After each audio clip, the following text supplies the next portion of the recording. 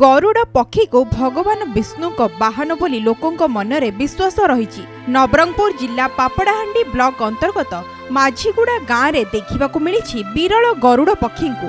दुईटी गरुड़ पक्षीर मृतदेह सह तीनोटी जीवित अवस्था पक्षी को देखा मिली। सेही गाँवर जड़े व्यक्ति निजर बाड़ी रे घर तैयारी करिबा पई रखिथिबा सुखिला सळपी गछ को काटी सफा करथिले। सेही समय रे उक्त गछर कोरड़ रे एही गरुड़ पक्षी माने रहिथिबा जानिबाकू पाइथिले। कारण सेही समय रे गछरु 5टी पक्षी मध्यरु 2टी मृत एवं 3टी पक्षी जीवित अवस्था रे उद्धार होइछंती। एने तुरंत ग्रामवासी माने नवरंगपुर वन विभाग को खबर देइथिले। वन विभागर कर्मचारी माने घटनास्थल रे पहुंची जीवित पक्षी को कटा जाइथिबा गछ कोरड़ मध्य रे छाड़ी देई वन विभागर कर्मचारी माने गछ निकट रे अपेक्षा करिथिले।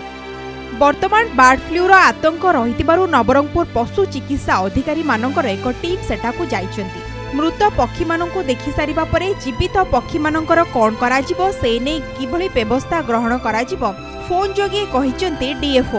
एही विरल गरुड़ पक्षी मानकू देखि गाँ लोके भगवान वाहन बोली पूजा करुथुबार देखिबाकू मिलिथिला। एभଳି स्थळे गरुड़ पक्षी मानकर मृतदेह उद्धार घटना लोकंक मध्यरे दुख खेलाई देइछि। तो सलभ गछटे बेस दिनटू खराब हो गया गछ घर उपर पड़ जाए बोलिक आज मल्ली माझी घरे गछ को हाणी देले।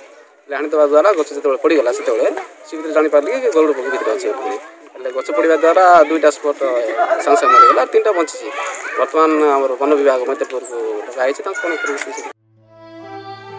नवरंगपुर संजीव नायक, कोणार्क न्यूज।